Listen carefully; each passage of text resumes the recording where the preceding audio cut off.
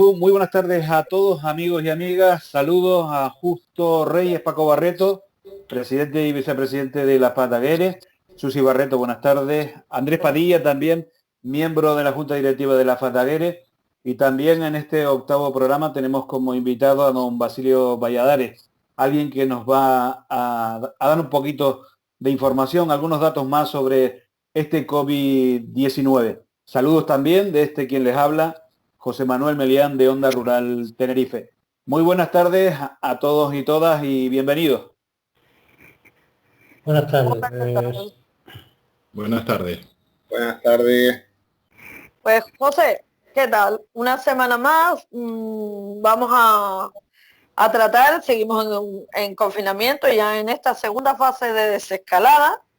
Este virus que parece que empieza a ralentizarse o empieza a que su propagación no sea tan virulenta como fue hace una semana y que empieza, como digo yo, a verse la luz al final del camino y del túnel. Pero por eso hoy me congratulo que en este programa tengamos dos voces muy expertas.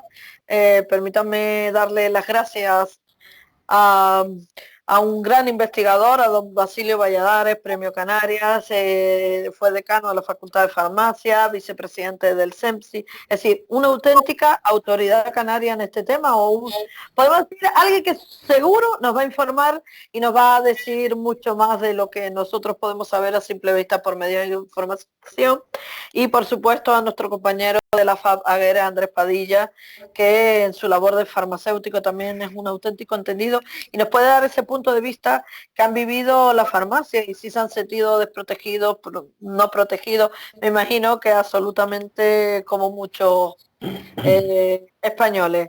Bienvenidos, buenas tardes. Buenas tardes. Buenas tardes, ¿qué tal, Susi? Don Basilio, este COVID-19 ¿nos cogió a todos desprevenidos o usted mismo intuía allá por enero cuando llegó, se oía estas noticias de Wuhan y de China de que esto podía ocurrir? No, yo fui de los que dije que esto no iba a ocurrir. Yo metí la pata, me equivoqué de plano, pero con los datos que venían de la China yo pensé que iba a ser pues una gripe más o menos y que eso iba a quedar ahí. Yo nunca me pensé lo que está ocurriendo y lo que ha habido que hacer para reconducir el tema y que no se colapsaran los hospitales españoles. Yo metí la pata y bueno, lo lamento, tenía que haber estado más espabilado, no haber creído las cifras que estaban viniendo de la China, pero nos las creímos todos. Y Andrés está moviendo la cabeza, veo que mueve la cabeza diciendo sí, porque yo la sensación que tengo es que estuvo contadas personas. No pensamos nunca que esto iba a ocurrir, que nuestra sanidad iba a poder con esto sin despeinarse, vamos. Simplemente una gripita más, un poco más dura, sin más. De todas maneras, a medida que han ido viniendo de nuevo los datos y sobre todo tomando nosotros los datos de nuestro entorno, pues han ocurrido cosas, por ejemplo, tenía una letalidad pequeña, tenía una forma de contagiarse no muy fuerte y con los datos que tenemos, pues en contra de lo que suelen hacer todos estos virus, que se van dulcificando a medida que van mutando y que van avanzando la epidemia, pues este no solo no se ha dulcificado, sino nos ha venido presentando nuevas patologías que los chinos no habían dicho nada, nuevas características y nuevas formas de morirse las personas. Y eso nos ha ido llevando, pues, con el conocimiento que vamos teniendo, pues a tenerle más cuidado, más miedo. Y yo no diría miedo, me gustaría hablar de respeto. Yo siempre digo que no debemos de tenerle miedo, sino un gran respeto. Y claro, han caído de las profesiones sanitarias, de los médicos, enfermeras, un montón, y de la farmacia.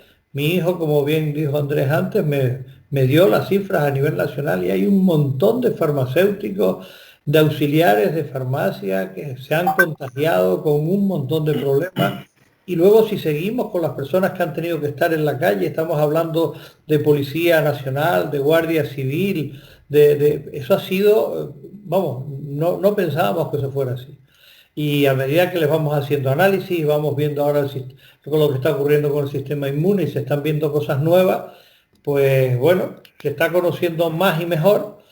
Se espera que en no mucho tiempo podamos tener ya una terapia más o menos adecuada y la vacuna, eso ya es otro cantar, pero esperemos tenerla para el año que viene. Andrés, ¿podríamos decir que de verdad se ralentiza el COVID o simplemente que esto es producto solo del confinamiento? Yo creo que eso es difícil saber a qué es debido. El confinamiento, desde luego, ha desempeñado un papel, eso es indudable. ¿Qué va a ocurrir en verano a medida que el calor apriete? Hay investigadores que sugieren que va a perder capacidad de propagación y hay investigadores que sugieren lo contrario. Esto, como ha comentado Basilio, es nuevo para todo el mundo, es nuevo para los especialistas y es difícil anticiparse a algo que está completamente abierto. Sí que veo lo siguiente en el mostrador de la farmacia y veo lo siguiente como presidente de la Asociación de Vecinos de Bajamar. La gente está haciendo un cálculo sobre el riesgo individual y es un cálculo de probabilidades que puede ser más o menos atinado. El cálculo viene a ser el siguiente. Yo tengo una edad relativamente joven, tengo 35 años, las probabilidades de que a mí me toque son pocas, mi hijo tiene 5 o 6 años, las probabilidades de que a mi hijo le pueda ocurrir algo son menores aún, y eso lleva a mucha gente a tomarse toda esta situación un poco a la ligera. Pero en cierto modo están haciendo un cálculo de riesgo individual que tiene fundamento. El problema, lo que creo que no estamos entendiendo colectivamente, es el riesgo colectivo que tiene esto. El coronavirus tiene una capacidad para propagarse por debajo, este coronavirus tiene una capacidad para propagarse por debajo de los radares, por debajo de todas las capacidades para detectarlo, mientras no tengamos medios, que una vez que salga a flote ya es demasiado tarde. Y el confinamiento no es realmente una medida, el confinamiento es una derrota. Y que tenga Te perdemos un poco. que Qué pena, porque estaba mientras haciendo. ¿Perdón? A ver, ahora te recuperamos, sí. Ahora porque te perdimos. Es la cobertura, me parece que es un poco la cobertura, se pierde.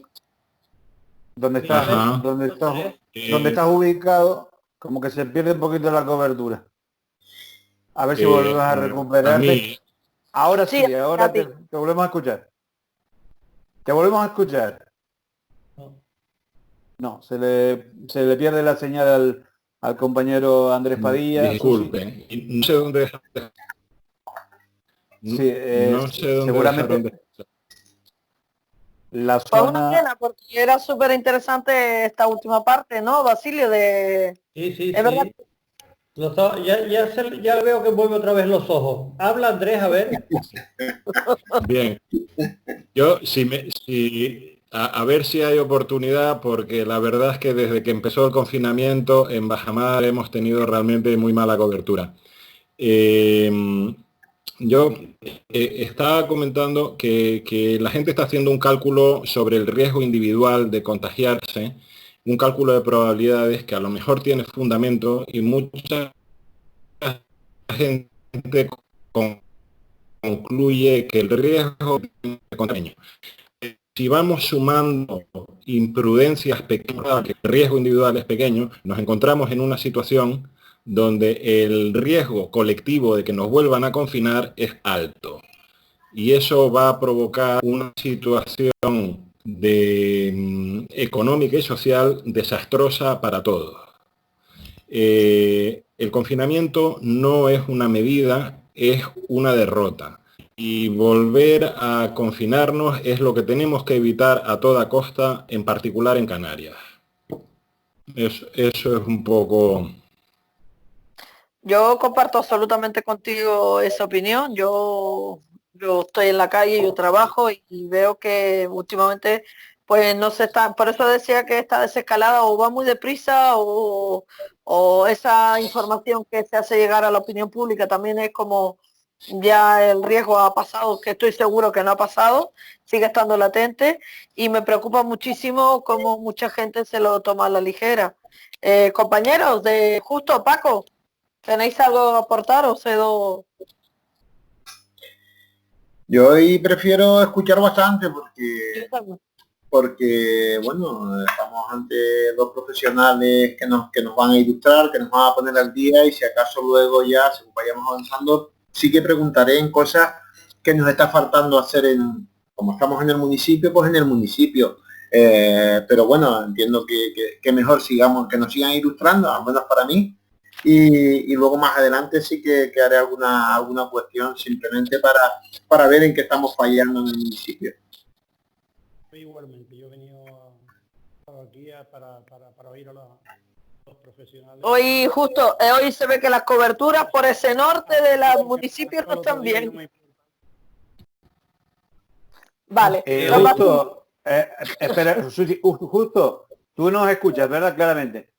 Acércate un poco más lo que es el micro a tu rostro, acércalo un poco más. Puede ser, sí. Ahora se mejora un poquito más a ver el audio. Ahora se oye. Ahora se nos oye perfectamente. Vale. Cuestión de práctica. Sí, cuestión de práctica. Susi, continuamos, Susi, preguntándole a Basilio y a don Andrés Padilla. Por supuesto, es que si yo fuera por preguntar todas mis dudas, mis miedos, eso, pero sí me gustaría que vuestro mensaje fuera claro y contundente, profesional, de por qué, en qué nos estamos equivocando ahora mismo los ciudadanos de estas islas, que pensamos que está el camino recorrido, que está todo hecho, y quizás esas medidas, yo sales por la calle, por esa rambla, cuando vas conduciendo y tú ves la gente caminando y quizás porque hay mala información, te dicen, pues usted es obligatorio salir a la calle con mascarilla, siempre y cuando no mantenga los 2 metros. Y mucha gente se piensa, estoy en la calle, mantengo 2 metros, pero no lo mantienen, realmente te cruzas con uno y con otro constantemente. ¿Qué podemos indicarle? No en plan de asustar, pero sí de que tomen conciencia en realidad de que esos paseos que damos, que vamos sin mascarilla, que nos tomamos a la ligera, que nos sentamos, que vemos en la esquina al vecino que hace tiempo que nos vemos y vamos sin mascarilla a saludarlo. La gente tiene que concienciarse de que el virus está ahí, que sigue estando latente, peligroso y que cualquier persona puede ser asintomático y el nivel de contagio puede elevarse otra vez a niveles... Don Basilio. Vamos a ver, tienes razón en lo que estás diciendo. Por eso se debe insistir siempre desde los medios de comunicación y desde las autoridades de todo la importancia que tiene que el comportamiento individual cuando se sale y cuando se va a un supermercado, se va a tomar una cerveza, que ya están abiertos los restaurantes, se va a pasear por la Rambla o a hacer ejercicio por la Avenida de Anaga o por el Paseo Largo, se tiene que tener una serie de comportamientos que no comprometan en ningún momento a los demás. Es muy importante, pero muy, muy importante, que nosotros sepamos que si llevamos la mascarilla, más que para protegernos a nosotros, es para proteger a los demás si yo en algún momento me he contagiado. Y hay que ser conscientes de eso. Yo me veo mucha gente que lleva la mascarilla por debajo de la barbilla para poder respirar bien. Pues entonces, ¿de qué sirve? Como si fuera un adorno. Eso no tiene sentido. Y luego, otra de las cosas que es importante es que si nosotros somos capaces de cambiar un poquito nuestros hábitos de comportamiento, es decir, cuando vemos a alguien que enseguida nos acercamos, le damos un abrazo. Los canarios, afortunadamente, somos socialmente muy cariñosos, no solo con nuestra familia, sino con las personas con las que nos alegra verlos. En el peor de los casos le damos un apretón de mano. Bien, bueno, pues ese tipo de cosas tenemos que irlas distanciando, lavarnos continuamente las manos porque tocamos continuamente una serie de enseres, aunque yo soy de los que pienso que el contagio a través de los enseres, de las picaportes, eso no es tan fácil. Ya el otro día empecé a ver que la Organización Mundial de la Salud empezaba a sacar una serie de artículos diciendo de que, bueno, están intentando comprobarlo, pero que no da la sensación de que el contagio sea fácil. El contagio no es fácil, pero tenemos que mantener una disciplina en nuestro comportamiento para proteger a todos los demás, que si en algún momento soy capaz de contagiarme, no se lo pase a los demás. Vamos a pensar en eso más que no me contagien los demás a mí, que también. Porque las mascarillas, el no tirar los guantes al suelo, todos esos comportamientos que ahora se están viendo, por el amor de Dios, no lo hagas, sino te pones la mascarilla, cuando entras te ponen unos guantes, porque hay muchos supermercados que te dan los guantes. Bien, pues vas, te los quitas con cuidado, porque han dicho que lo tienes que quitar, y lo tiras en la papelera, no lo tires en la calle. Cuando ya sales del supermercado, yo he visto que han hecho así y tiran eso a la calle, por el amor de Dios. Antes estábamos con los microplásticos con una guerra de mil pares de demonios, y ahora estamos tirando el plástico en la calle y dejándolo para que el viento lo vuele y termina en el mar. Es decir, hay una serie de cosas que tenemos que tener cuidado. De todas maneras, yo creo que esto, afortunadamente, con un coste altísimo, muy alto, porque esto va a venir un paro descomunal, hay gente que está pasando necesidades ya, y que los puestos de trabajo, muchos de ellos lo han perdido, incluso muchos autónomos se van a quedar sin el mínimo para poder vivir. Yo creo que esto está a ese coste tan elevado, sea controlado. Si nosotros no mantenemos la disciplina, que te la están diciendo en todos lados, te la están diciendo en los anuncios, te lo está diciendo la tele, te lo está diciendo la radio, si no mantenemos esa disciplina, podemos deteriorar lo que se ha conseguido, que es bastante, porque se ha visto cómo ha bajado la curva de una forma tremenda, y ahora hay muy pocos en Canarias, también en el resto del territorio nacional, pero en Canarias hay muy pocos contagios, lo que quiere decir que hay muy pocos virus sueltos para contagiar. Yo también estoy de acuerdo. Andrés, ¿estás de acuerdo que quizás el contagio por contacto no es tan importante como se decía en un principio? Me llama mucho la atención que la OCU haya analizado más de 3.000 productos en distintos supermercados, cadenas alimentarias de este país, y que ni un solo de esos productos haya habido contaminación. A mí, yo desde luego no soy un especialista como para poder responder a esa pregunta con criterio. A mí sí es verdad que me da la impresión de que es más complicado de lo que parece a través de los enseres, pero algún caso también tenemos. Debemos considerar que en el rastreo de los primeros casos que han ocurrido en Alemania se ha publicado una investigación en el Journal of American Medicine, si no me equivoco, rastreando caso por caso cómo la COVID llega a Alemania desde China a través de una empresa que tiene relaciones comerciales con China, y uno de los primeros contagios es a través de un salero. Una persona de una mesa que le pide un salero a la persona que está en la otra mesa. El contagio es a través del salero, pero posiblemente esa persona acababa de estornudarse en las manos, se le pasó el salero con las manos, por entendernos, llenas de babas, y la otra persona, después de cogerse el salero, pues inmediatamente después se rebañó el dedo en la boca, ¿no? No tenemos que tener un poco de tranquilidad, no caer en la paranoia de que todos los artículos de un supermercado pueden estar infectados, pero como dice Basilio, hay que insistir en lo que han venido comentándonos las autoridades sanitarias continuamente. La higiene meticulosa y repetida de las manos, guardar la distancia de 2 metros, y ahora que por fin hay disponibles mascarillas para la mayor parte de la población, utilizar las mascarillas en todas las situaciones en las que el sentido común te lleva a pensar que la mascarilla puede ser útil y puede ser necesaria. Creo que hay algo Antes comentaba que mucha gente está haciendo un cálculo de riesgo individual, donde las probabilidades son bajas, y no está teniendo en cuenta el riesgo colectivo de que nos vuelvan a confinar y que eso será, si ocurre, un desastre, que es lo que tenemos que evitar a toda costa, porque el desastre no será sanitario, digamos, realmente, sino socioeconómico, ¿no? Si nos vuelven a confinar.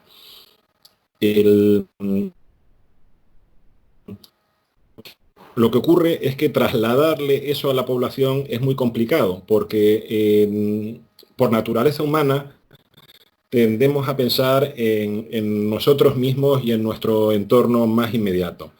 Pedirle a la gente que tenga la visión suficiente como para pensar en el interés general y en el bien general y pensar en no contagiar a gente que no conoce, es complicado porque es difícil llegar a tocar esas teclas en el espíritu humano y hacer reaccionar a la gente. Pienso en la cantidad de esfuerzo que se invirtió en las campañas de concienciación de tráfico, con poco éxito, hasta que se tocaron dos teclas, que para tráfico sirven, pero para el coronavirus no sirven. Remedios donde se veían situaciones muy trágicas y un carné por puntos. La combinación de esas dos medidas, después de muchos años de intentar abordar el problema desde otros frentes, la combinación de esas dos medidas consiguió reducir el número de la mortalidad en accidentes de tráfico de forma notable. Aquí, en esta cuestión de la epidemia del coronavirus, todavía no sabemos cuáles son las teclas que hay que tocar para que la gente se conciencie. No sabemos si es la tecla del miedo o, por el contrario, es la tecla del amor, de trasladarle a la gente el deseo de cuidar de los suyos, de cuidar de sus viejitos, de cuidar de sus abuelos, que a lo mejor es la tecla que hay que tocar. No lo sé. Quizá yo te pongo un ejemplo porque lo has vivido, perdona, justo que lo has vivido en primera persona, ¿no? Han tenido que estar en farmacia, pero gente esencial, donde seguramente habéis pasado miedo. Al principio no había mascarilla, no había protecciones, no había nada. Yo dirijo un equipo de gente en un supermercado, también pasamos muchísimo miedo, terror, y ahora tú me comentas desde tu punto de vista y como investigador, como científico, y como responsable que tuviste que estar como persona esencial, de un trabajador esencial, y yo como otro trabajador esencial, que pasamos mucho miedo, pues no llego a comprender o no alcanzo a entender cómo ahora, te repito, la sensación que tengo de que para la inmensa mayoría este problema ya no existe o está aparcado, ya hay libertad, podemos ir a la playa, podemos ir a los bares, podemos ir a estar, como si el miedo al virus ha desaparecido. Yo pienso, si me lo permiten, pienso que aquí nos hemos relajado, se está relajando mucho la población, muchísimo, pero también las autoridades. Primero se han relajado las autoridades, y yo siempre me voy a referir a las autoridades municipales, ¿vale? Las autoridades se han relajado en dos aspectos. Uno, creo que no se han rodeado de las personas de las que se habían de haber rodeado para atacar este problema en el municipio, para ayudar a atacarlo, ¿vale? Porque parece que es un problema de España, una parte pequeñita de España es la laguna, ¿vale? Eso es lo primero. Y lo segundo, que da la sensación que el problema para las autoridades, ¿vale?, ha pasado. ¿Por qué? Porque, vale, yo veo que ahora han puesto unas lonas en el suelo que dicen, sepárate 2 metros, que yo no lo voy ni a discutir, o sea, está bien, todo suma.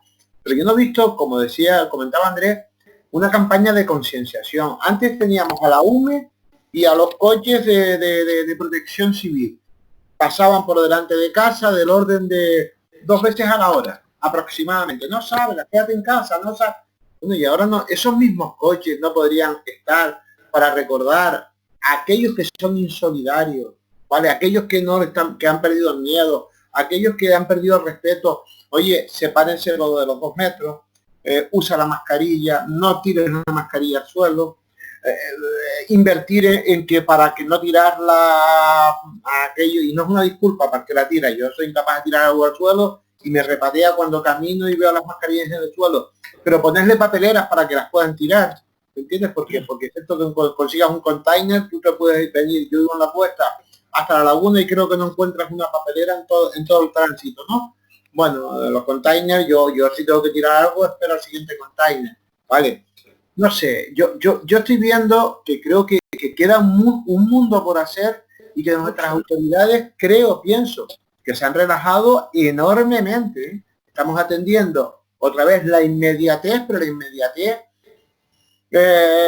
social, lo que hemos denominado en algún lado hambruna, ¿vale? Pero también tenemos otro frente, como que es el tema de la concienciación, y ya no me quiero meter en el tercer tema, que es el tema socioeconómico, ¿no? Pero yo sí que estoy viendo ahí un relajamiento total y absoluto por parte de nuestros dirigentes. Mira, y yo comentar algo. He estado esta tarde mismo en una gran superficie con unas colas enormes, ahí todos sabemos, no voy a hacer publicidad, y vamos, se supone que hay que respetar el aforo, respetar esos 2 metros, de eso nada, de nada, y no todo el mundo lleva mascarilla, ¿eh? Los empleados por supuesto, ¿no? Y creo que nos hemos relajado demasiado, y lo que veo en la calle, hay gente que ni usa mascarilla hoy en día y parece que son obligatorias. Pero no sé, todo lo que ha venido, lo que decía Andrés antes y Basilio, lo que nos ha venido, las consecuencias de lo que nos ha venido, y si hubiera otro confinamiento sería, vamos, una derrota total de la ciudadanía en Canarias y en España en general.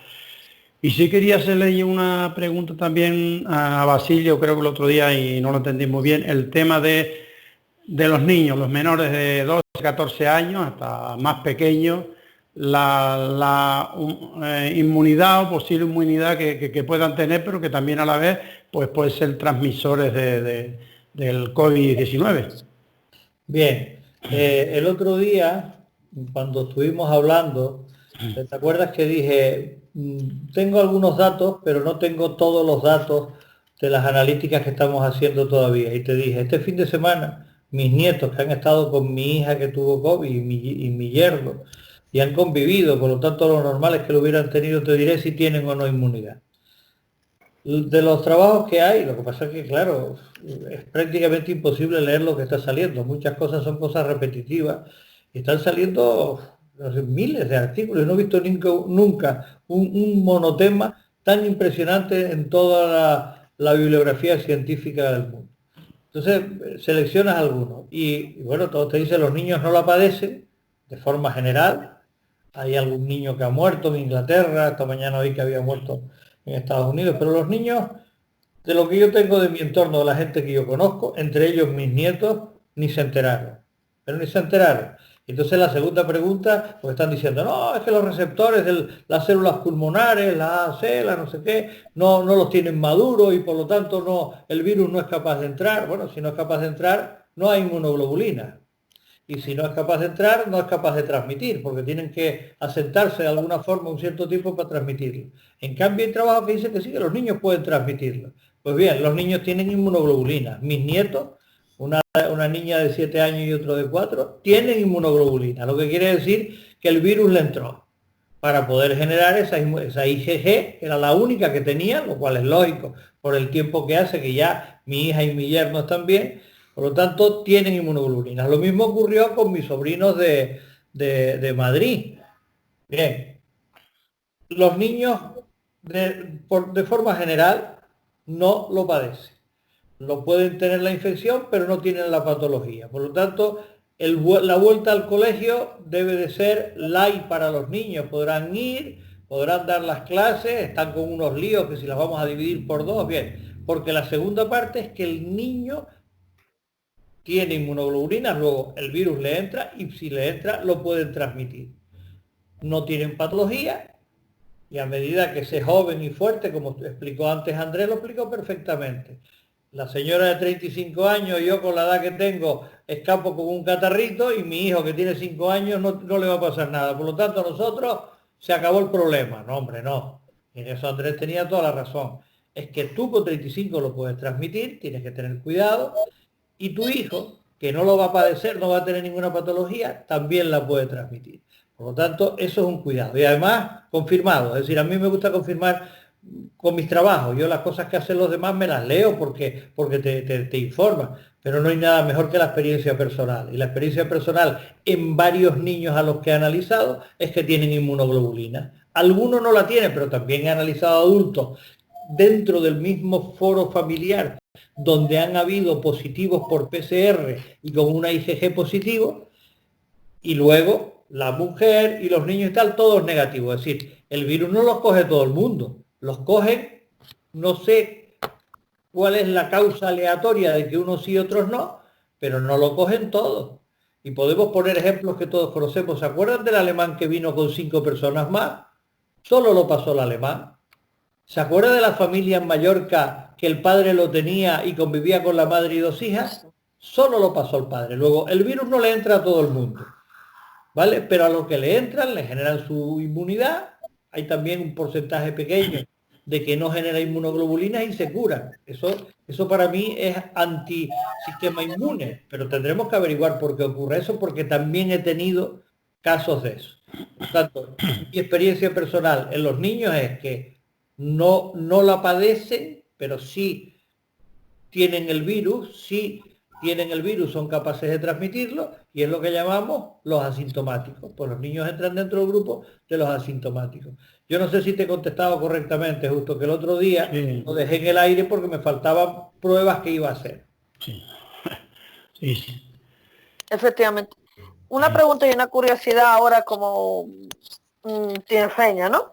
A mí me ha llamado la atención y todavía no hemos encontrado, y aquí está Paco, que es mi hermano, por cierto, y lo hemos hablado en infinidad de veces y él lo ha machacado, le hemos preguntado 1000 veces. ¿Hay alguna respuesta científica o ustedes tienen alguna teoría, algo que nos explique por qué en Tenerife hay 3 veces más casos que en el resto de las islas? ¿Podemos saber por qué? A mí me resulta curioso. Me aventuro yo, Basilio. Sí. A mí me da la impresión de que se debe a una cuestión de azar, fundamentalmente. Me parece que esto es una especulación, ¿de acuerdo? Y como tal debe considerarse. Igual que tuvimos en Tenerife un caso de la orotava que fue detectado y que se intentó maniobrar para reducir los daños que producía ese caso, ese brote que hubo en el colegio de la Orotava, en el colegio San Isidro. Yo tengo la impresión de que en Tenerife debió de producirse algún brote más, alguna situación similar que no se produjo en Gran Canaria, y que ese brote permaneció por debajo del radar digamos, hasta que en Tenerife hayamos tenido el doble, el triple de casos que en Gran Canaria. Que hubo algún caso puntual que se extendió, como el riesgo que tiene el coronavirus, que se extiende por debajo de los radares sanitarios, y eso ya estaba ocurriendo en Tenerife cuando nos confinaron y no estaba ocurriendo en Gran Canaria. Es la única idea que me viene. No sé, desde luego... Eso que ha dicho Andrés es cierto, pero yo creo que hay también otro hecho, Andrés, que hay que demostrarlo con las matemáticas en la mano. Y es que en Tenerife, ¿te acuerdas que coincidió un tiempo sur? O había una calima descomunal en Canarias en general. Y en Las Palmas se suspendieron los carnavales y en Tenerife se suspendió un día sí y otro no. El segundo, parece que hubieron problemas en Santa Cruz, que por narices tenían que salir los carnavales, que los chicharreros somos más machos que ninguno, y entonces había que sacar los carnavales. Y se hicieron los carnavales. El número de casos de antes y de después creo que pudo ser en colaboración con eso que tú estás diciendo. Fíjense el lío que hay montado en Madrid con el 8 de marzo. Pero yo creo que no es solo el 8 de marzo, el 8 de marzo también, pero es que dejaron jugar unos partidos de fútbol, dejaron la reunión de Vox, es decir, en cambio no dejaron habla Andrés. Sí, sí, No, simplemente no, termina Basilio y comento, por favor, discúlpame. No, es cierto, porque esas cifras sí se están barajando ya, que el antes y después del 8 de marzo en Madrid hubo un pico descomunal a los 3 o 4 días de aquello y vamos, cayó toda la primera fila de la manifestación. Entonces, ha habido una serie de responsabilidades. Yo no creo que sea para llevar a la gente a los tribunales. Yo creo que hay cosas que hay que mirar un poco con más laxitud. No está bien hecho lo que se hizo, pero por el amor de Dios, se está judicializando hasta el respirar. Hay cosas que yo creo que esto va a terminar mal. Es decir, es que la gente va a tener miedo hasta de tomar una decisión. Es que no se puede. O sea, yo soy de los que digo que lo que se hizo el 8 de marzo está mal. Lo que la reunión de Vox está mal, el partido de Valencia está mal y el partido del Atlético de Madrid está mal. ¿Vale? Pero no solo está mal el 8 de marzo, están mal todas estas cosas, y están mal los carnavales en Tenerife, y está mal el que quisieran hacer otros carnavales en Las Palmas, sí o sí, y gracias a Dios lo suspendieron. Acordarán de aquello que si no, es que los carnavales de Maspalomas, esto es algo espectacular en Canarias y tal. Sí, sí, pues menos mal que lo suspendieron, si no te ibas a enterar. Es decir, pero yo, de ahí a meterlos en los tribunales, por el amor de Dios, es que hay cosas que hay que sopesarlo un poco mejor. Ya. Yo creo que, por lo que cuentas, Basilio, es verdad, tengo la impresión de que los carnavales en Tenerife tuvieron que desempeñar un papel, pero yo personalmente tiendo a quitarle importancia al problema de las manifestaciones del 8 de marzo y del meeting de Vox y los partidos, sobre todo lo ocurrido en Madrid, porque entiendo que el problema está en que hubo una manifestación y un meeting el 8 de marzo, pero el lunes 9 de marzo todo el mundo se aglomeró en el metro para ir a trabajar. Y el 10 de marzo, y el 11 de marzo, y el 12 de marzo, y el 13 de marzo, la gente siguió yendo a trabajar, en Madrid en particular, aglomerándose en el metro como ocurren esas cosas en Madrid. Este coronavirus, por lo menos, por lo poco que vamos sabiendo, le encantan las aglomeraciones. Y aglomeraciones en Tenerife y en Canarias, pues afortunadamente no tenemos muchas, y los carnavales Madrid tienen aglomeraciones mañana y noche, todos los días, 2 veces cuando entra y sale de trabajar, cientos de miles de madrileños, y se aprietan mucho en el metro en particular, en las guaguas, en los autobuses un poco menos, pero también. No sabemos, es lo que dice Basilio, esto hay que demostrarlo matemáticamente y los estudios irán cayendo, porque efectivamente se está investigando esto como no se ha investigado posiblemente ningún otro asunto desde el punto de vista científico en la historia hasta ahora. Irán cayendo los números, irán cayendo los estudios, que serán los que nos digan qué papel tiene cada cosa. Pero en mi opinión personal hay que subrayar lo que ocurrió en la semana después de las manifestaciones del 8 de marzo, y también la responsabilidad que tiene el gobierno y las autoridades sanitarias en no haber tenido el valor de cerrar quiero decir, parece cada vez más que el 6, 7 de marzo ya se iban acumulando un montón de casos. de... Creo que te hemos perdido ya. Andrés, es una pena la conexión. Etcétera, y sobre todo... Continuamos, Susi, ya que Andrés pierde la cobertura. Vale, en lo que recuperamos a Andrés, Basilio. Callo. A ver, no, es una pena, Andrés, porque estás diciendo cosas muy, muy interesantes, un punto de vista profesional, lo que yo digo, no, yo puedo opinar por lo que leo en la prensa, por lo que oigo, por lo que tal, pero no soy una experta. Y a los dos les lanzo esta pregunta en el aire y llena de esperanza, como farmacéuticos, como personas investigadoras y demás. ¿Vacuna sí antes de fin de año y eficaz o demasiado precipitado? ¿Basilio? A principio del año que viene. Sí. Andrés. Es que saberlo, te veo cuando se te va Yo no sé. se te queda la imagen cortada. Entonces me fijo en los ojos. Cuando veo que empieza a mover los ojos, es cuando veo que ya puedes hablar. Se queda confinado ahí. Lo lamento. Para la próxima conexión espero tener eso resuelto.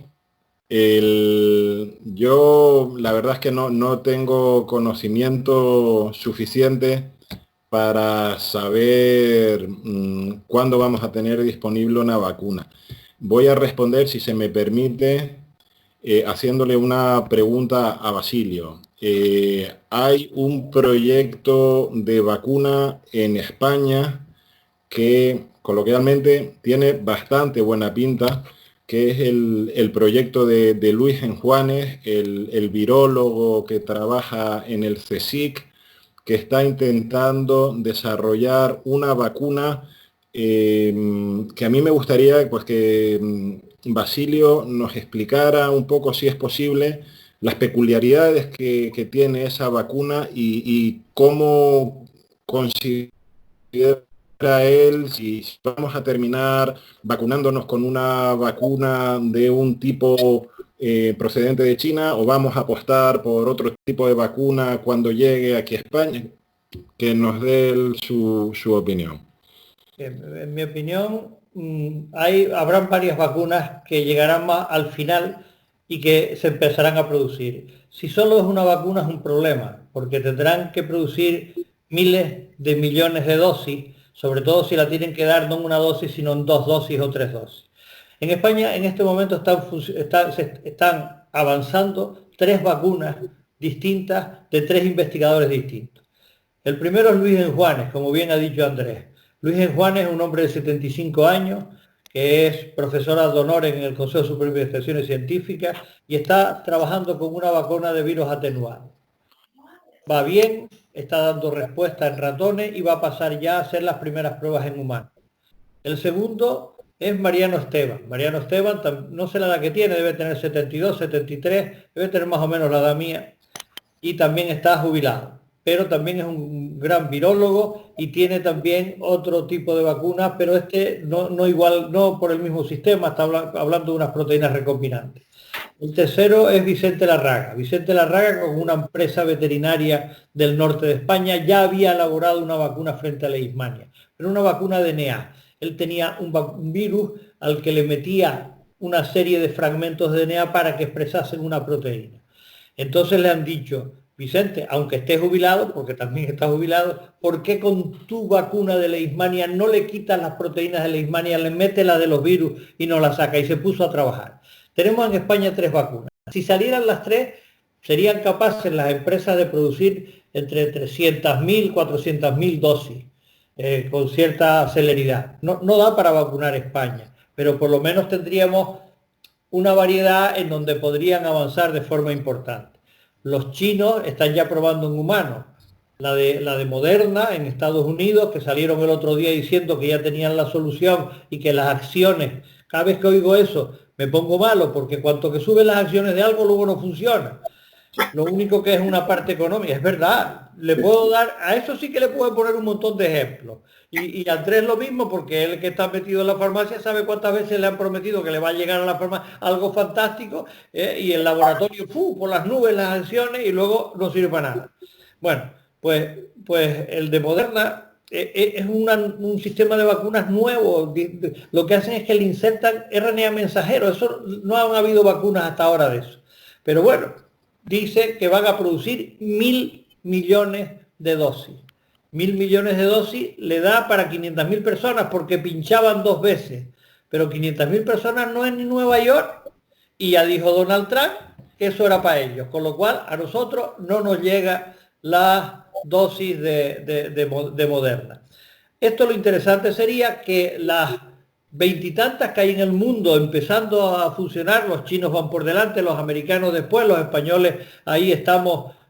Pero te digo una cosa, los españoles son mucho más serios, y las acciones de los españoles no están funcionando, subiendo en bolsa. Están haciendo un trabajo muy serio, y si la sacan, que ojalá la saquen, tendríamos pues para una parte de la población española, quizás para los que somos viejitos, Para Justo, para Paco, para mí. Andrés, a ti te tocaría más adelante. Me apunto, me apunto.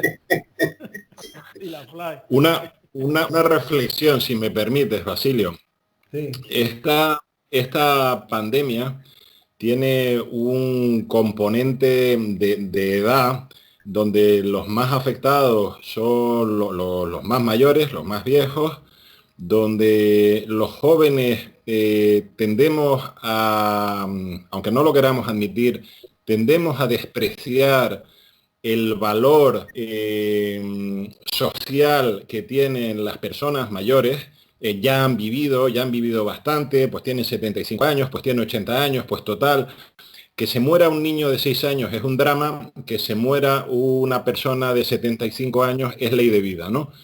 Y ocurre que me has hecho verlo, y yo no me había dado cuenta, que las 3 personas que más tienen que aportar a España en este momento son 3 personas de más de 70 años que están al frente de 3 equipos de investigación que nos pueden sacar de una situación muy complicada, ¿no? Eso deberíamos los jóvenes también tenerlo presente. ¿Sabes lo que pasa? A tu padre, Andrés, en los razonamientos. Yo que tengo el honor de ser amigo del padre de Andrés y que he pasado mucho tiempo con él porque fue presidente de la cooperativa y ayudó mucho al Instituto de Enfermedades Tropicales. Yo cuando me sentaba con él, con Antonio, y le planteaba cosas, automáticamente me echaba unos razonamientos que había que escuchar con detenimiento, y el razonamiento que ha hecho me ha gustado un montón. Muy bien, felicidades, y me alegro que te parezcas a tu padre, que es una gran persona. Gracias. Es que, Andrés, tengamos en cuenta que es la edad de la sabiduría, de la experiencia, y que es una generación que ha vivido mucho, ha sufrido mucho, y no es justo que termine de esta manera, y que los jóvenes que lo han tenido más fácil, porque es cierto, los tiempos cambian y las circunstancias cambian, los jóvenes de hoy en día lo han tenido más fáciles y quizás por eso no sepan valorar la experiencia, la sabiduría y el gran esfuerzo que hay detrás de una generación ya de que los llamamos mayores, pero que son sin duda el sustento de este país, y estamos donde estamos gracias a todos esos mayores, segurísimo. José, no sé cuánto llevamos. Estoy perdida, Bueno, Guián. compañeros, llevamos pues 50 minutos. El tiempo en la radio es así, se va súper rápido. Hemos sumado 50 minutos y nos queda para conceder un tiempo para un mensaje y un comentario. 1 minuto para cada uno. Comenzamos con Justo Reyes, Paco Barreto, Andrés Padilla, Basilio Valladares y Susi Barreto para cerrar el programa de hoy. Susi, comenzamos con Justo. 1 minuto, Justo. Vamos a ver, yo sí quería hacerle una pregunta, creo que algo he oído sobre eso. En España siempre decimos que actuamos tarde, los españoles somos así, pero si bien es verdad, en Europa creo que hay varios países europeos, entre ellos pues Alemania y Portugal, que demuestra que en España de alguna manera y por algunas razones no hemos dejado dormir en esto en el COVID-19, ¿no? Un país como Portugal, que en Alemania no me extraña, pero sí, por ejemplo, en Portugal. ¿En qué fallamos en España? ¿Fallaron bien los políticos, los científicos o quién? ¿O nos fallamos y esto es lo que tenía que haber ocurrido? Sí, Basilio. Pero que me conteste. Bueno, yo creo que, vamos a ver, digo siempre lo mismo. A toro pasado me es facilísimo hacer un diseño de las cosas y criticar las cosas. Yo procuro respetar mucho a los que dirigen porque tienen que tomar decisiones, y el tomar decisiones y acertar es lo que hay que conseguir. Pero de todas maneras aquí ha habido una cosa clara, y es que no se ha utilizado adecuadamente, que lo hizo Portugal, tal como lo has mencionado, lo hizo Alemania, lo hicieron en Corea, lo hicieron en Singapur. No se ha utilizado a la clase científica, se le ha arrinconado. De hecho, se han cerrado los centros de investigación. El Instituto de Enfermedades Tropicales, salvo el laboratorio que está haciendo los diagnósticos ahora, que también estuvo un tiempo cerrado por orden de la autoridad, los han cerrado. Están muertos de risa la mayor parte de los termocicladores a tiempo real de toda España, y solo han estado funcionando los de los hospitales. Y eso es insuficiente, porque ya los hospitales estaban sobrecargados. Los hospitales tienen una carga asistencial tremenda, no le puedes meter de golpe un palo de esto. Y por eso muchas de las cosas han sido derivadas en la no utilización del mundo científico, que era capaz de sacar para adelante toda la cuestión de diagnóstico, que era básico en los comienzos de la pandemia. Yo creo que te he contestado en esto, en otras cosas no quiero meter. Andrés, tú también tienes tu punto de vista, seguro. Yo voy un poco en la misma línea que Basilio. Creo que no somos un país que haya desarrollado el respeto y el aprecio necesario al trabajo científico y a lo que los científicos, la ciencia puede aportar a la sociedad. Somos un país que vive del turismo, toda España y en particular Canarias, y tengo la impresión de que en los primeros días de la crisis pesó mucho la opinión de los ministros del ramo, a los que les asustaba cerrar la economía, con muy buenas razones, y pesó menos el criterio de los científicos que a lo mejor no han sabido encontrar la manera de transmitir su conocimiento y sus datos. Tienes razón. Paco, seguimos, tu minuto. Como mi minuto de oro. Nada, tres cositas rápidas. Una, primero que nada, agradecer a los compañeros que nos han acompañado hoy, tanto al señor Valladares como al compañero Andrés, porque nos han dado una lección magistral y yo me voy, entré sin saber nada y ahora me voy sabiendo un montón. Eso se los toca agradecer a ellos. Segunda cosa, sigo echando en falta en nuestro municipio y en España en general, porque esto hay que superarlo, habrá que pasarlo. El tema sanitario es muy importante. No hay que relajarse, no hay que descuidarse, hay que seguir apostando por avanzar para parar esto definitivamente en algún momento, pero nos llega el taponazo socioeconómico. Y de verdad, volvemos a hacer lo mismo que decía ahora mismo Basilio con respecto a lo que pasó con el virus. O sea, a las personas que pueden apostar, que es las que tienen, de las que se deben de reunir y deben de ayudarnos a salir de esto, se las desprecia igual. O sea, comparativa rápida, ¿a quién ha puesto Italia al frente del tema de la reconstrucción de ese país y a quién ha puesto España? Italia ha puesto a un tío que empiezas a decirle títulos y conocimientos, etcétera, un super fenómeno en economía. ¿A quién ha puesto España? Un político que es del PSOE y ya está. Y esto es España y así no avanzamos. Yo creo que es importante que vayamos pensando en esas cosas. Y luego en Canarias, de verdad, también llevamos tiempo diciéndolo, que aunque es un problema lo que estamos viviendo, que vivimos en un tema, estamos en un tema muy complicado, pensemos que se están hablando de 50% de paro, etcétera. También hay que utilizarlo como oportunidad para seguir reforzado y cambiar nuestro modelo de vida. Y no se va a poder cambiar de hoy para mañana. O sea, no podemos decir ahora, es que nos venían 35 millones de turistas y ahora nos tienen que venir 3. No se trata de eso. Se trata de ir montando los cimientos para cuando esto vaya saliendo y nosotros proyectando un futuro para las islas que sea muy halagüeño y del que podamos seguir reforzados. Un simple tema. Supongamos que a esta pandemia nos hubieran fallado los muelles. Hubiéramos estado aquí dando tiros porque no tendríamos que comer. ¿Cuánto se fabrica en Canarias de lo primero que necesitamos, que es comer? Gracias. Andrés, tu minuto para despedirnos. Sí. ¿Se me oye bien? Sí. Ahora sí. Muy bien. Yo voy a aprovechar el minuto para mencionar dos cosas y terminar un poco en la línea de lo que apuntaba Paco. El futuro, desde el punto de vista sanitario.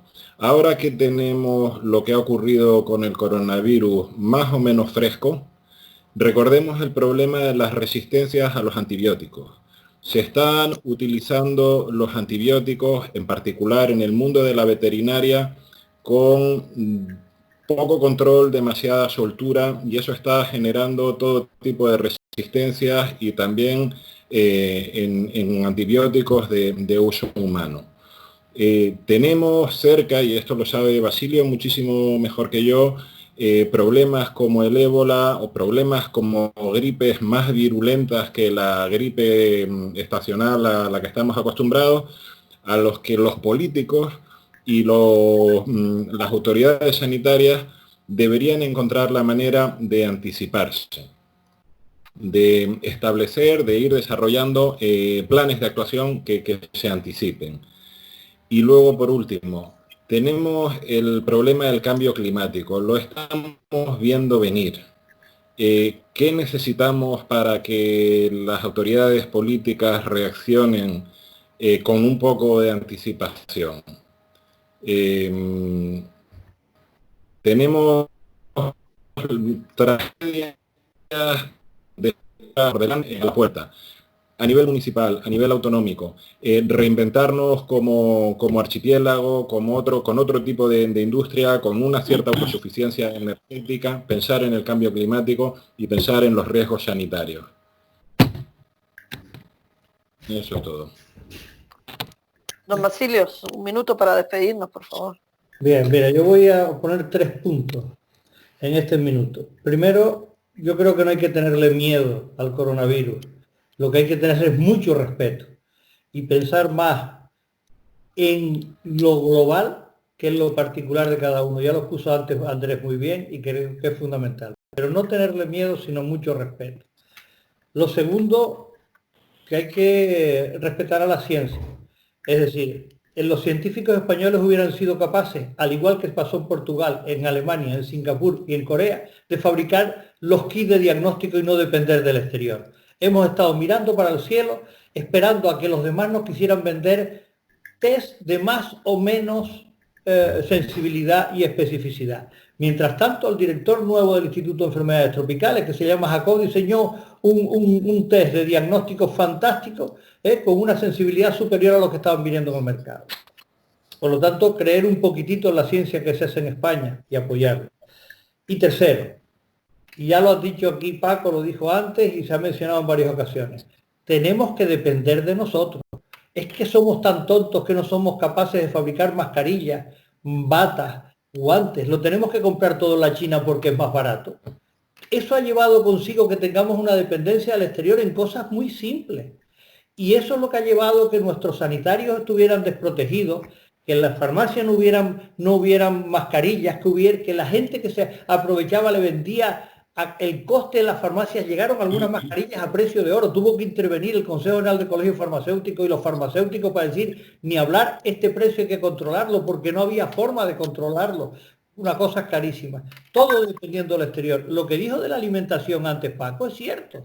¿Cómo diablos podemos dejar las medianías que se las coman los lagartos? Tenemos que favorecer, aunque sea un poquito más caro, pero mantengamos las cosas nuestras. Eso es fundamental. Y yo creo que con esto acabo. Muchísimas gracias a todos. Pues por mi parte he aprendido muchísimo. Les voy a agradecer un montón vuestra presencia hoy aquí. Ojalá en un futuro nos podamos ver, pero para hablar en pasado de esto y en qué nos hemos equivocado. Creo que este gobierno se ha equivocado mucho, pero principalmente por no escuchar a los científicos, a los farmacéuticos, a los médicos, que son en este tipo de crisis, porque ha sido una crisis sanitaria más que política, los que tenían que haber dado en la voz cantante, los que saben realmente las soluciones que tenemos que haber llevado a cabo. Y quizás esto no sirva en el futuro, no solo a los políticos, que lo dudo actuales, sino quizás a la población, que en el futuro tenemos en nuestra mano cambiar las cosas, que aprendamos a respetar lo que tenemos, y es la ciencia. Señores, gracias por estar ahí. José. Pues nada, amigos, amigas, muchas gracias. Octavo programa de La Voz Vecinal de Las Patagueres. Ha sido un placer contar con don Basilio Valladares. Gracias por estar ahí en los micrófonos de La Voz Vecinal de Las Patagueres. Gracias Justo, gracias Paco, gracias Andrés, gracias Susi, y nos vemos la próxima semana. volvemos a estar otra vez hablando de lo que es importante para los ciudadanos y ciudadanas actualmente, ahora mismo. Saludos y muy buenas tardes a todos y a todas. Buenas tardes. Bueno.